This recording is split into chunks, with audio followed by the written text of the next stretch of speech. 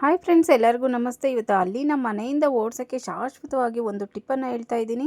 ಯಾರ ಮನೇಲಿ ಅಲ್ಲಿ ಇರಲ್ಲ ಹೇಳಿ? ಎಲ್ಲ ಕಡೆ ಅಲ್ಲಿ ಇರುತ್ತೆ. ಕಿಚನಲ್ಲೂ ಇರುತ್ತೆ, ದೇವ್ರ ಮನೇಲಿ ಇರುತ್ತೆ, ಎಲ್ಲಾದರೂ ಏನಾದರೂ ಕ್ಯಾಲೆಂಡರು, ದೇವ್ರ ಫೋಟೋಸು, ಟಿ ವಿ ಎಲ್ಲ ಹಿಂದೆನೂ ಏನಾದರೂ ಗೋಡೆಗೆ ಏನಾದರೂ ಹಾಕಿದರೆ ಎಲ್ಲಾದ್ರಿಂದನೂ ಅಲ್ಲಿ ಇರುತ್ತೆ. ತುಂಬಾ ಕಾಟ ಕೊಡ್ತಾ ಇರುತ್ತೆ, ತುಂಬಾ ಇರಿಟೇಷನ್ ಆಗ್ತಾ ಇರುತ್ತೆ. ಅದರಲ್ಲೂ ಅಡುಗೆ ಮನೇಲಿ ಏನಾದರೂ ಕಂಡುಬಿಟ್ರೆ ತುಂಬಾ ಕೋಪ ಬರ್ತಾ ಇರುತ್ತೆ. ಅದರಲ್ಲೂ ಪಾತ್ರೆ ಮೇಲೆ ಏನಾದರೂ ಕಂಡುಬಿಟ್ರೆ ಹೇಳಂಗೆ ಇಲ್ಲ, ಅದನ್ನು ಸಾಯಿಸ್ಬಿಡೋಣ ಅನ್ನೋಷ್ಟು ಕೋಪ ಬರ್ತಾ ಇರುತ್ತೆ. ಆದರೆ ಸಾಯಿಸೋಕ್ಕಾಗಲ್ಲ. ಅದಕ್ಕೆ ಅದು ಸಾಯಲೂಬಾರ್ದು, ಮನೇಲೂ ಇರಬಾರ್ದು, ಶಾಶ್ವತವಾಗಿ ದೂರ ಹೋಗ್ಬಿಡ್ಲಿ ಅನ್ನೋದಕ್ಕೋಸ್ಕರ ಒಂದು ಟಿಪ್ಪನ್ನು ಹೇಳ್ತಾ ಇದ್ದೀನಿ. ನೋಡಿ, ಈರುಳ್ಳಿ ಎಲ್ಲರ ಮನೆಯಲ್ಲೂ ಇರುತ್ತೆ, ಇದೇನು ದುಬಾರಿ ಆದ ವಸ್ತು ಅಲ್ಲ. ಏನೇನೋ ಪ್ರಯತ್ನ ಪಟ್ಟಿರ್ತೀವಿ ಅಲ್ಲಿ ನೋಡ್ಸೋಕ್ಕೆ, ಯಾವುದೇದೋ ಸ್ಪ್ರೇ ಎಲ್ಲ ಮಾಡಿರ್ತೀವಿ, ಅಲ್ಲಿಗೂ ಹೋಗಲ್ಲ, ಹೋಗುತ್ತೆ ಬರುತ್ತೆ, ಶಾಶ್ವತವಾಗಿ ಹೋಗ್ತಾ ಇಲ್ಲ ಅಂದರೆ ಈ ಟಿಪ್ಪನ್ನು ಫಾಲೋ ಮಾಡಿ. ನೋಡಿ, ಈರುಳ್ಳಿನ ಈ ಥರ ಎಲ್ಲ ಅರ್ಧ ತೊಗೊಂಡಿದ್ದೀನಿ, ಅರ್ಧನ ಕಟ್ ಮಾಡಿಕೊಂಡು ನೋಡಿ ಈ ಥರ ಎಳೆ ಎಳೆಯಾಗೆಲ್ಲ ಬಿಡಿಸ್ಕೊಂಡಿದ್ದೀನಿ. ಈರುಳ್ಳಿ ಸ್ಮೆಲ್ಗೆ, ಆ ಖಾರಕ್ಕೆ ಅಲ್ಲಿ ಅಂತೂ ಅದರ ಹತ್ರನೇ ಸುಳಿಯಲ್ಲ. ಅಲ್ಲಿ ಕಾಟ ತಪ್ಪುತ್ತೆ, ಇನ್ಯಾವತ್ತೂ ಮನೆ ಒಳಗಡೆ ಅಲ್ಲಿ ಬರೋದೇ ಇಲ್ಲ.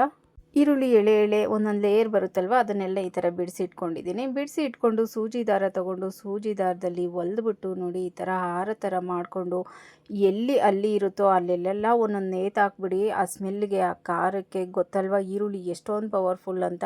ನಮಗಂತೂ ಹಚ್ಚೋಕ್ಕೆ ಆಗಲ್ಲ, ಕಣ್ಣಲ್ಲಿ ನೀರು ಸುರಿತಾ ಇರುತ್ತೆ ಈರುಳ್ಳಿ ಹಚ್ಚುವಾಗ. ಎಲ್ಲೆಲ್ಲೆಲ್ಲ ಅಲ್ಲಿ ಬರ್ತಾ ಇದೆ ಅನಿಸುತ್ತೋ ಅಲ್ಲೆಲ್ಲ ಈ ಥರ ಸೂಜಿ ದಾರಕ್ಕೆ ಪೋಣಿಸ್ಕೊಂಡು ಒಂದೊಂದು ದಾರನ ಹಾಕ್ಬಿಡಿ. ಅಕಸ್ಮಾತ್ ಅದು ಸ್ವಲ್ಪ ಡ್ರೈ ಆಗಿದೆ ಅಂದರೆ ಒಂದು 15 ಡೇಸ್ಗೆ ಒಂದು ಸಾರಿ ಅದನ್ನು ಚೇಂಜ್ ಮಾಡ್ತಾ ಬನ್ನಿ, ಶಾಶ್ವತವಾಗಿ ಹೊರಟೋಗುತ್ತೆ. ಮತ್ತಷ್ಟು ಟಿಪ್ಸ್ಗಳಿಗಾಗಿ ಚಾನಲನ್ನು ಸಬ್ಸ್ಕ್ರೈಬ್ ಮಾಡ್ಕೊಳ್ಳಿ. Thank you.